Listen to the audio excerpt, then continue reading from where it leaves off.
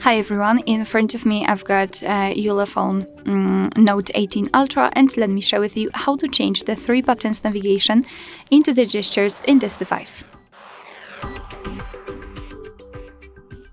So obviously I've got the gestures applied right now, but I'll show you how to get into the specific options and then how to use the gestures.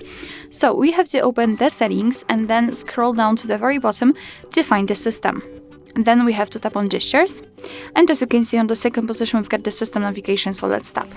I've got the gestures, however if you've got the 3 button navigation you can open the settings, so customize them, and you can change the navigation bar style, which means that you can reorder the back button and the recents, and you can hide the navigation bar. So it's just a quick disclaimer if you'd like to stay with 3 button navigation. Alright, so to set the gestures we have to simply tap on this option, and instead of the 3 buttons we've got this line which is responsible for some gestures. I'll show you later on. Here you can also customize the gesture sensitivity.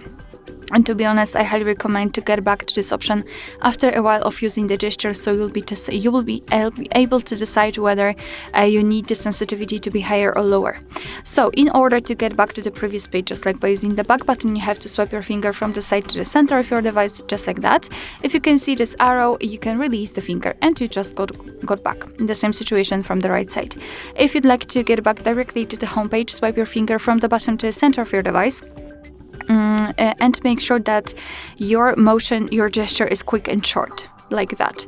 And if you want to open the recent, repeat the gesture, so from the bottom to the center, however, hold your finger somewhere here, something like that. And here we've got the recent.